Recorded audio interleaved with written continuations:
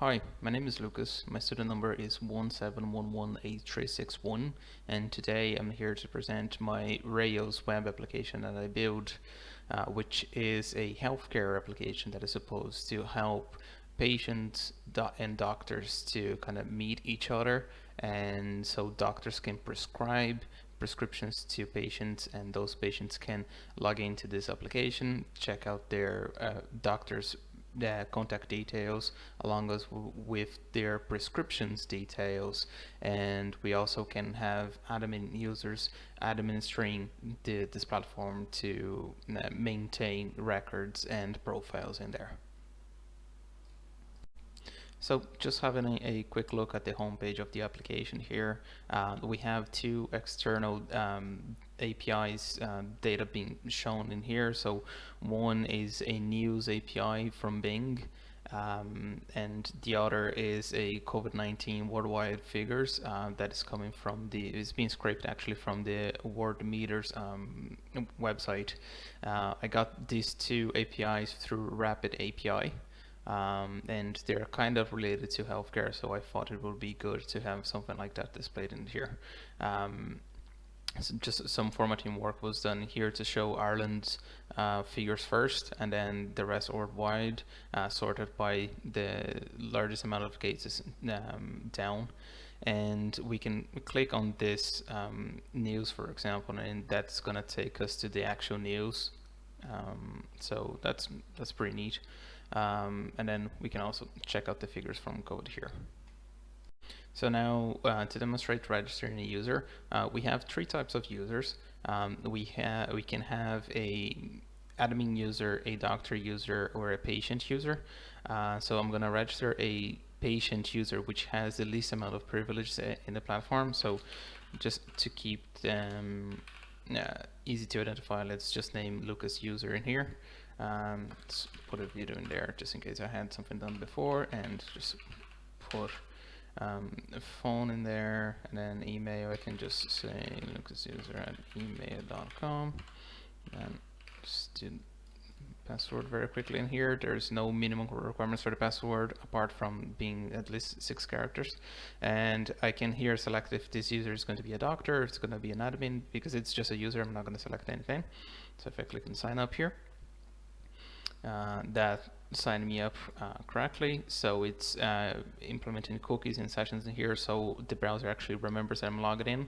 If I go into another tab in here and go back into the application, I'm already logged in. So you can see the headers, and in here it's changed to give me more functionality on the application. So from here I can actually go to see my doctor.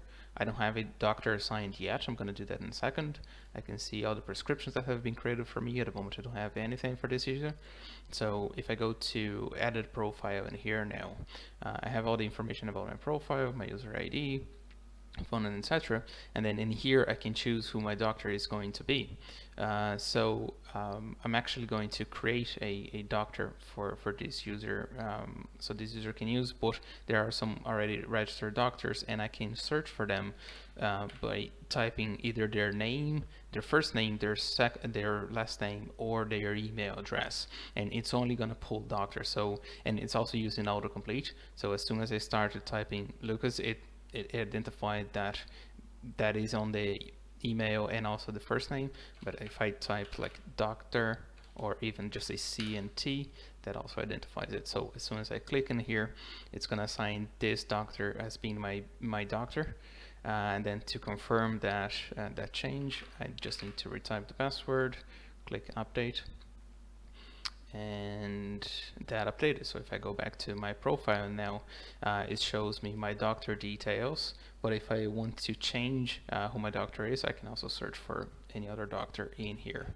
And then if I go now to my doctor, I can see my doctor details, contact details in here. So that's it for the user.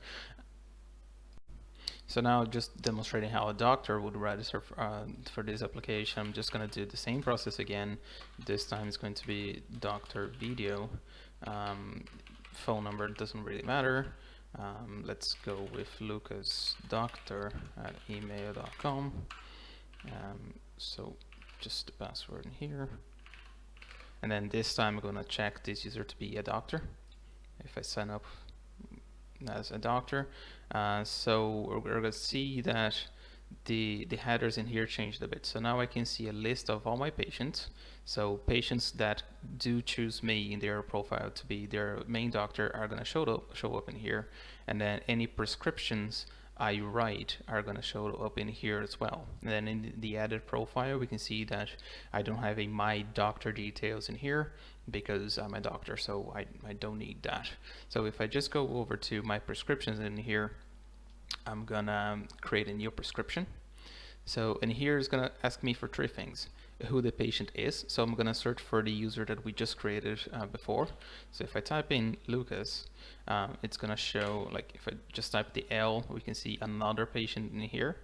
But this is the Lucas user video that we created before, so I'm gonna select that.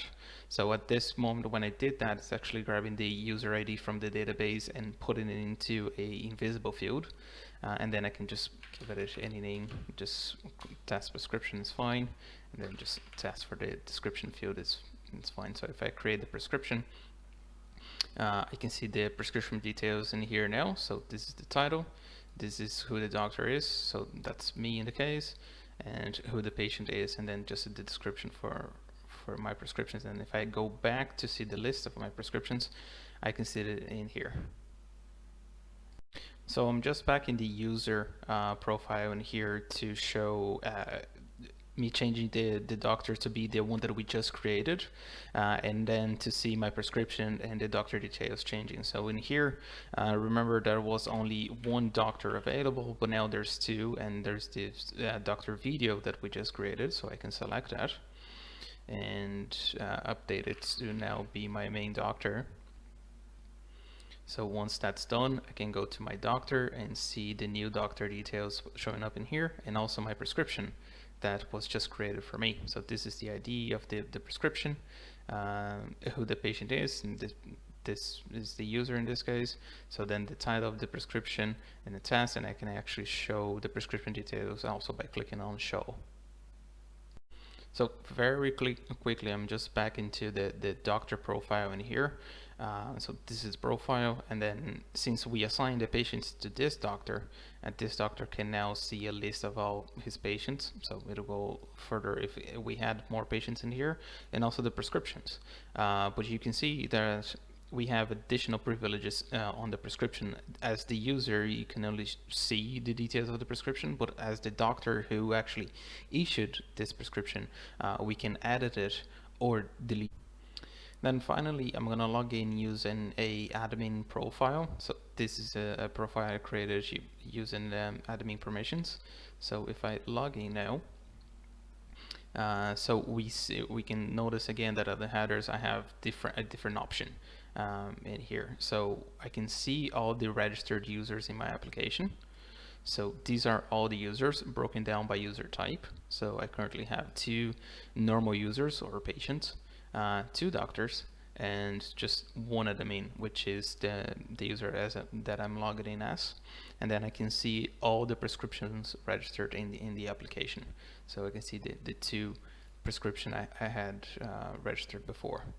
And then finally, I also have a global search in here that can search for any record, that being a user, a doctor, an admin user, or a prescription. And it also has autocomplete. So if I start typing L, for example, it's gonna pull all the user type, or actually anything that it can find, it being a prescription or a user type, and then it's broken down by the user type. So doctors, users, and etc. And then if I click in one here and search, it's gonna give me all the doctors you actually found using what was in the search bar. But if I also want to search for a prescription, I can try just a prescription in here, and then it pulls 2 prescriptions, and then I can search, and it gives me the 2 prescriptions, not any user this time. So that's it for the main application functionalities. Okay, so now to complete the points on question 3 on the PDF for the video presentation. So 3A, how I integrated partials and layouts. So you can see that I have one main layout in here called the application, which is the default one, and then here I'm basically rendering 3 partials. So I have the header partial in here, which is built separately in here. Then I have the main body of the page, whatever I'm showing. So that is replaced then by the different pages from the different navigation pages, and then at the bottom I have the footer being rendered here as a separate component, which is also built separately in here. So for 3B, this is what my database looks like, and I use scaffolding to build the model for the prescriptions, and I use device to create the user type and authentication kind of service. So device actually handled a lot of the heavy work on the database for the user type, and then scaffolding handled the rest for prescriptions and for the doctor's profile type. So for 3C, about external gems, so you can see my gem file in here, and that's how I integrated any of the external gems I use actually. So you can see that device ransack, which is a library that helps with searching the database. That's what I'm using for the global search and doctor search and patient search. Faraday is a third party HTTP request library that I actually used in my custom gem HTTP Lucas, which is this one here. I'm going to cover it in a second, to make HTTP requests to get the data from the 2 APIs I'm consuming. So for 3D, the cookies in sessions, that's being implemented automatically by device. So remembering user credentials and sessions and that kind of thing, that's being handled by device. So for 3E, you can see in here the code that I'm using to consume the 2 APIs. So one is an API that retrieves Bing news. So the latest news from Bing are going to be in there. The latest 12 pieces of news that are going to be in there. And I'm consuming both of those APIs through Rapid API, and then the COVID API one is also being consumed by API via Rapid API, and this is the endpoint I'm consuming for both of them. Then I'm basically just transforming the payload into JSON and then running a loop to present each one of the items retrieved in the API. For 3F and 3G, I did not complete those items. And then for 3H, about my external gem. So my external gem is basically responsible for making the HTTP requests in my application. And what you see in here is the body of it. So I'm basically importing, I have Faraday as an external dependency of my gem. And what I basically receive is the params for making the HTTP request. This is just a test that I was doing, so that's why it's only returning a string in here. But basically this is what handles GET requests. So I need to receive the URL, any params for it, and the headers required. So once I receive that, I use Faraday to actually make the HTTP request and then return the response to the application so that it can be consumed. And then back in the application, you can see that I'm using the HTTP Lucas method, which is the same in here to actually make the HTTP request for the APIs. I have it published to the Ruby external gems store, so that's why you're going to see different versions of the application here, because anytime I had to make any changes to it, I iterated the version number. So that's it for my application. Thank you for listening to me.